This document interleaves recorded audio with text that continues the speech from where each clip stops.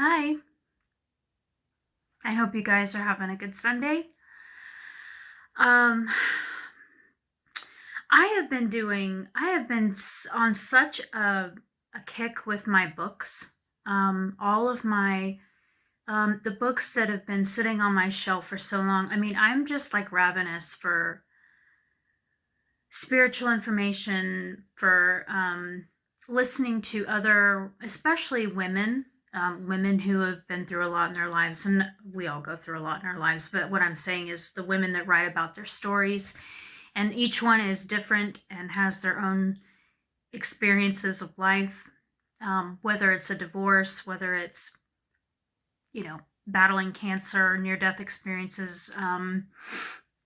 Which that's extreme, but or like changing jobs, whole different careers, like um, just so many different experiences from women that are speaking out and sharing their voice, and I've really been enjoying this time, um, not just not just trying to help my or aid my own healing recovery, but a part of that is listening to these women's stories and how their stories are so powerful for me because I am going through another one of those times in my life where there are a lot of questions in the air, a lot of soul searching. I'm having to really face some stuff in my life that I wasn't willing to before. And so a lot of these women's stories, they are in their own way, in their own version, in their own unique experience, they're describing these same um, these same experiences in just different ways. And it's very inspiring for me. I remember reading, and I know I've mentioned this book so many times, but she's just so brilliant. I just love her stuff. Like, I just love her work. Glennon Doyle, Untamed. I know I've used her work in a lot of my other videos, but there's a reason that I do that, because not only do I resonate with her, but I feel like um, it'll help so many other people because the messages are just, they're profound. They're each chapter I feel like is a bomb, that's just dropped in my lap. Like, that's how awesome these videos are. They are really videos. That's how awesome these chapters are. They're like little bombs dropped, like, and I have the Audible version too. So I listened to the Audible version, and I'm like cooking or doing dishes or whatever I'm doing, and I'm listening, and I'm just like, damn, that would make a good video for me to talk about. Like, I could, I get so much inspiration from the stuff that I read. And I do love to read, inspiration from other people's voices, because we can all relate to each other and um, really have that heart to heart connection, even if we don't personally know the person or whatever. So anyway, I'm getting wordy, and I want to get on point with. Bear with me, please. So in her book Untamed, she writes a chapter called Invaders. And so she basically, the roundabout story, if you haven't watched any of my other videos, or if you don't know of her story personally, you don't know what she writes about. She is a recovering drug addict and alcoholic. She went on to have 3 kids, have a successful marriage, but she did get divorced, and then she remarried. And her love story is so beautiful, by the way. You have to read this book, guys. I'm telling you, you have to read this book. But she got divorced, got remarried, and so her latest book is about becoming untamed, becoming the version of ourselves that are of the highest alignment for who we truly are, instead of what we are expected to be, and what what we want to be for other people or for our culture or for fitting into a box, basically, instead of just allowing ourselves to freely flow and be who we are. But I wanted to read this chapter. It's going to be kind of a longer video, so but it's worth it. Stick around because this chapter is really powerful.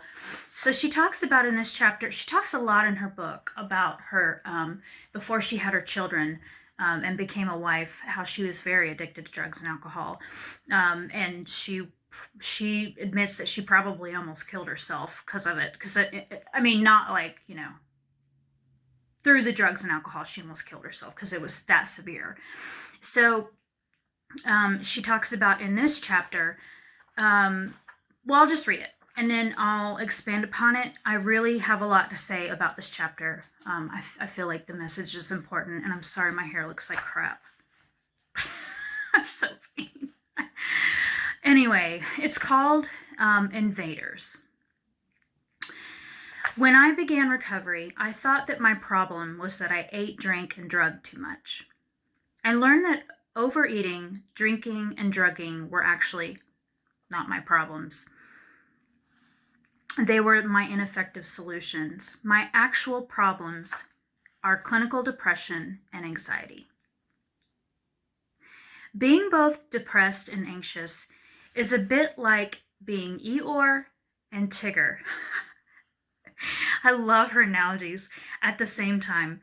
It's like always having a little too low and a little too high. Perfect. It's always struggling to be at the level where life happens, which is here and now. Depression and anxiety are not feelings. Feelings return me to myself. Depression and anxiety are body snatchers that suck me out of myself so that I appear to be there, but I'm really gone. Other people can still see me, but no one can feel me anymore, including me. For me, the tragedy of mental illness is not that I'm sad, but that I'm not anything. Mental illness makes me miss my own life. Depression for me is a forgetting and erasing, a slow fade into nothingness. It is like I run out of Glennon, and there is nothing left but panic that I am gone forever this time. Depression takes all my vibrant colors and bashes them together until I am gray, gray, gray. Makes so much sense. Eventually, I get too low to operate. But as I begin to fade, I can usually still accomplish small things. Do the dishes, take the kids to school, smile when it seems called for. It just that it feels forced. I'm acting instead of responding because I have forgotten the point. Perhaps this is why so many depressed people become artists, to reclaim the power of answering the question, what is the point? We are clawing at the ground with pen and paper while drowning in quicksand. If depression feels like sinking below, anxiety is a shaky hovering above. Right now, as I write this, I am in the middle of an anxious period that has lasted a few weeks. And I love how she just owns it. Like she doesn't try to avoid or numb. She just accepts it, you know? She just accepts that she's been in this anxious period for weeks, and that's okay. Why can't we just be okay with how we're feeling? I'm just now, and I'm 35 years old, and I'm just now getting to the conclusion that it's okay to feel negative emotion, you know? I know I'm floating into anxiety when I find myself obsessing over the next speech, the kids, the house, my marriage, my body, my hair. Anxiety is feeling terrified about my lack of control over anything and obsessing about the antidote. Writing is clawing the ground when I'm sinking too low, and obsessing is clawing the ground when I'm hovering too high. I thought I'd been hiding my anxiety until my wife touched my arm and said, "I miss you. You've been gone for a while. So sweet. Of course, we've been by each other's side virtually nonstop. It's just that living with anxiety, living alarmed, makes it impossible to enter the moment. I know what that is all about. To land inside my body and be there. I cannot be in the moment because I'm too afraid of what the next moment will bring. I have to be ready. The other day, a friend was describing getting a cavity filled at the dentist, and she said, "It's not even the pain I hate the most. It's the anticipation of the pain." And that's anxiety, you know? Fear of the future. I'm sweating, panicking, waiting for it to hurt terribly bad. It never does, but it feels like it's always about to. I said, yes, that's how I feel all the time. When one lives in a state of constant vigilance, if something actually goes wrong, forget about it. Full panic, full, I know all about that. 15 to 100 in 2 seconds flat. Kids 2 minutes late, everyone is dead. Sister didn't text me back within 30 seconds, definitely dead. Dog coughs, almost dead. Abby's plane delayed, yep, all this was too good to be true. Life will never let me be happy. All the death. The good news is that I've figured out many ways to outsmart the body snatchers. Proof of my expertise in this area, I am clinically depressed. I'm a clinically depressed inspirational speaker. I am a diagnosed anxious person whose main job is to convince people that everyone's okay. Okay, and then she talks about how she does have to take meds, you know, for her clinical depression and anxiety. Nothing wrong with that, in my opinion. You know, you do what you need to do to remain in a functional state. You know, I mean, no one wants to live their lives feeling like they're suffering all the time.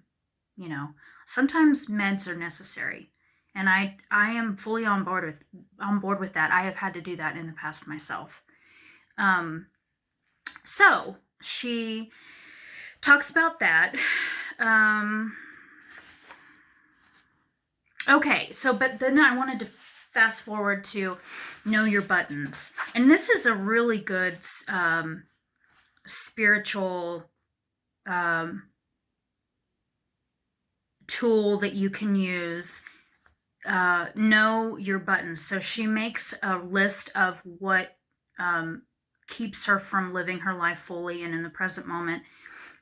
Things that sabotage herself, that she uses to either numb or punish herself or whatever, or just escape herself. And then she makes another list of her positive tools that help her to remain in the present moment and to just be the most joyful that she can be in that moment. So it says, know your buttons. My commitment to sobriety is about staying with myself. I don't want to abandon myself ever again.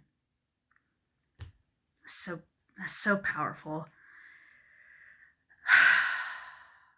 Remember those Staples commercials from a few years ago? A group of people in an office would get stressed about something, and a red easy button would appear out of nowhere. Someone would press that button, and the whole office would be transported out of their stress and into a pain-free place. Easy buttons are the things that appear in front of us that we want to reach for because they temporarily take us out of pain and stress.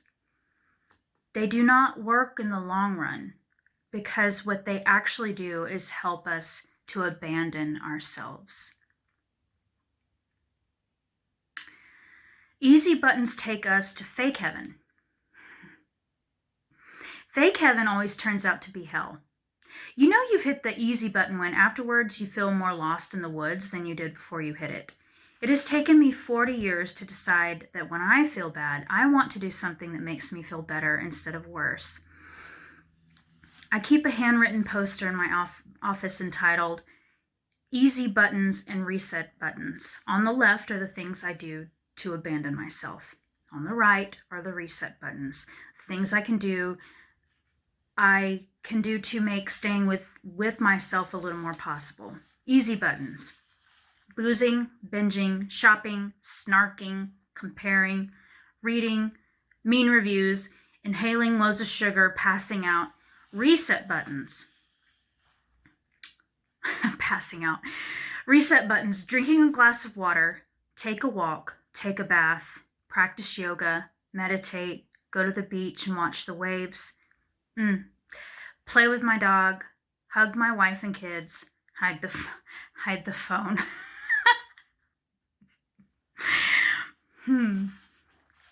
I need to try that.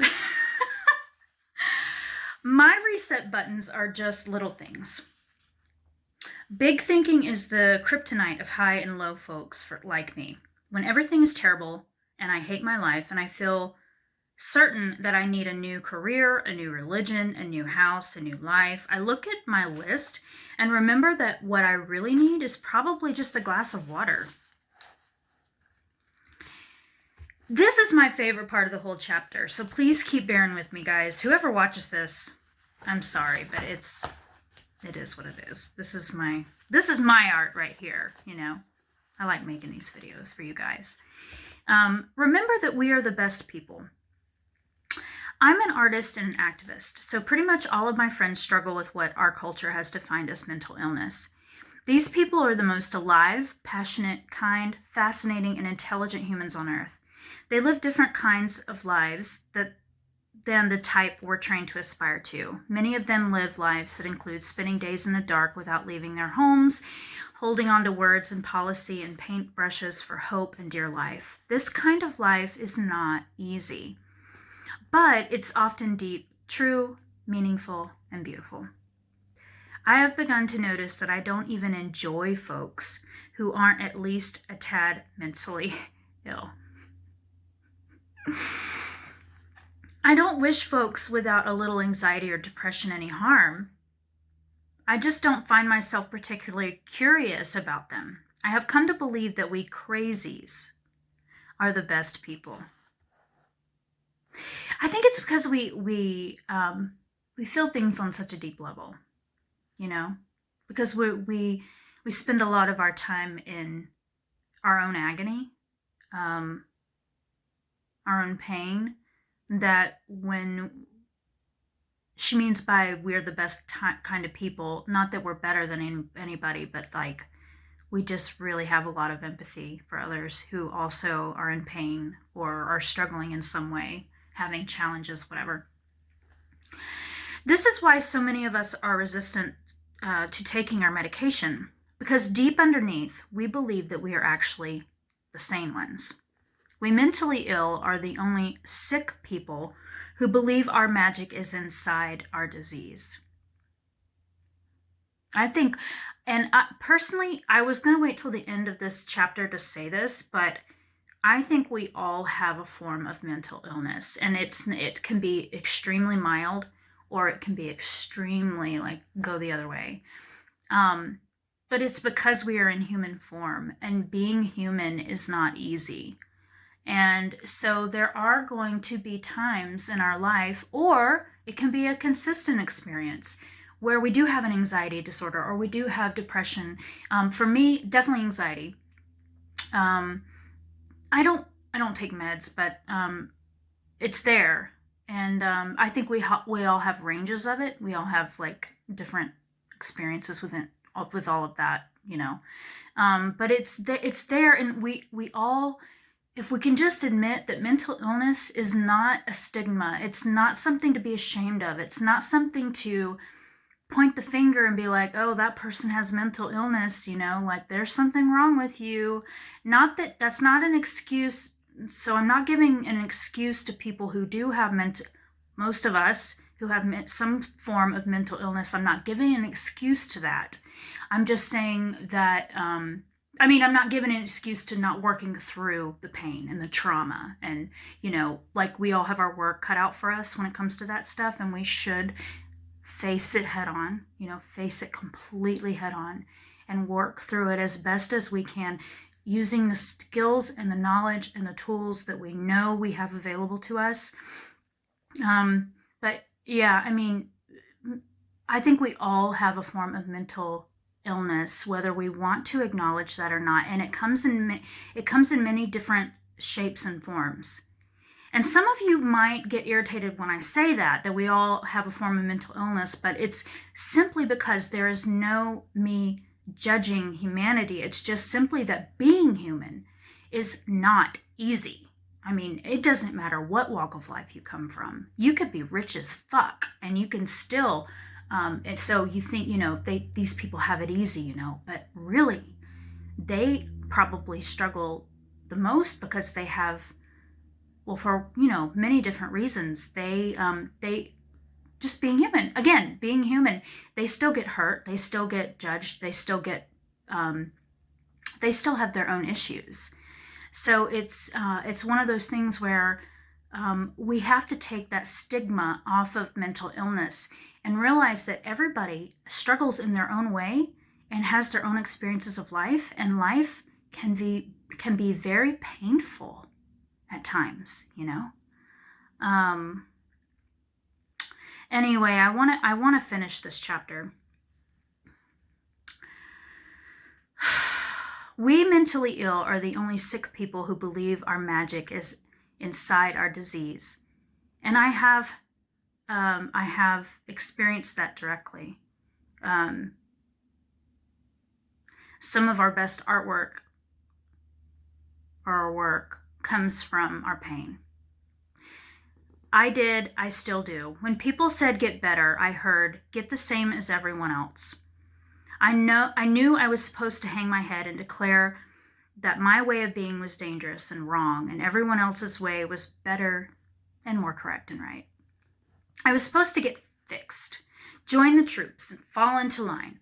Sometimes I desperately wanted that because living my way was so hard. Sometimes I could make myself accept that my inability to live lightly and pleasantly in the world I'd been born into was chemical, and that I needed help integrating like everyone else does. I needed to say uncle and admit, it's not you, world, it's me. I'll get help. I need to get better. I need your science. But other times, when I turn on the news or watch closely how people treat each other, I raise my eyebrows and think, actually, maybe it's not me. Maybe it's you, world. Maybe my inability to adapt to the world is not because I'm crazy, but because I'm paying attention. Maybe it's not insane to reject the world as it is. Maybe the real insanity is surrendering to the world as it is. Maybe pretending that things around here are just fine is no badge of honor I want to wear. Maybe it's exactly right to be a little crazy. Maybe the truth is, world, you need my poetry. I've got these conditions: anxiety, depression, addiction, and they almost killed me. But they also are my superpowers. The sensitivity that led me to addiction is the same sensitivity that makes me a really good artist. The anxiety that makes it difficult to exist in my own skin also makes it difficult to exist in a world where so many people are in so much pain. And that makes me a relentless activist. The fire that burned me up for the first half of my life is the exact same fire I'm using now to light up the world. I love that. I need to underline that. Don't forget, we need their science because they need our poetry. I love that. We need their science because they need our poetry. We don't need to be more pleasant, normal, or convenient. We just need to be ourselves. We need to save ourselves because we need to save the world. That's beautiful. I love the ending of that chapter. I just love her writing so much. So good. And the more I read it or listen to it on the Audible, the more inspire, I mean, these kinds of books just inspire the crap out of me, you know? And it obviously gives me material for my videos and stuff, and you know, helps with coaching skills and, you know, knowledge and all that. But that's just beautiful. I mean, I guess my point with this video is that, with the chapter, is that don't be ashamed of whatever you feel like you have to wear a mask, you know, to hide, like whatever you're hiding. And we all have a form of how we do that. Maybe for some of us, it's multiple masks that we wear, and it's multiple things that we hide. But we all have areas of our lives where we, you know, don't want people to see because we're ashamed, we feel guilty, you know, but we're all human and we're all having this experience. There needs to not be so much judgment surrounding each one of our experiences and the uniqueness of it. Unconditional love is where that comes in, you know, having unconditional love, learning how to see through another person's eyes and to see why it is they struggle with what they struggle with, you know, what trauma did they go through in childhood or in past lives, you know, that culminated into why they're acting the way that they're acting now. You know, and also that some of our worst traumatic events and some of the things that we've lived through, whether in this life or past lives, childhood, whatever, those are the things that really bring out the beauty of our expression, the beauty of our creativity. Some of the best artwork in the world is brought through a lot of pain, you know, and not to say that we should worship pain, you know, we shouldn't worship pain, but we should acknowledge it and see that it holds value, just like, you know, joy and happiness and laughter and all that stuff does, you know. And the more I live, the more I realize that that's true. And but it's hard to, I realize that it is hard to experience the emotions when you're in them, and I realize that. But anyway, I thought I would share, you know, if you are one of those that struggles with, and it's mental illness, again, is not just in the form of obvious anxiety and depression. It comes in many different forms, you know, like other addictions or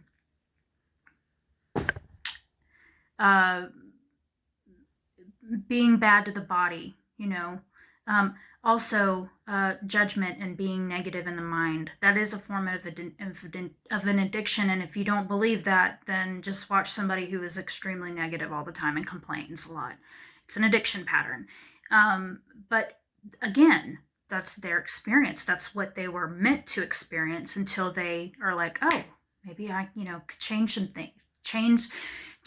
some things and make myself into the person that I desire to be, one day at a time, one step at a time, you know. You know, sometimes it's just like 1 minute at a time, you know. Life is hard. It's not easy. And I know I always say that, but it's because it's true, you know. We're human. We all fuck up. All of us, every one of us, we all fuck up. Anyway, if you guys desire coaching, please reach out to me, rachelkdonna1111@gmail.com. And I am hugging and loving all of you. I hope you're having a good weekend. Back to the grind tomorrow for most of us. Yeah. Blessings, love, and hugs. I hope you enjoyed the message. All right.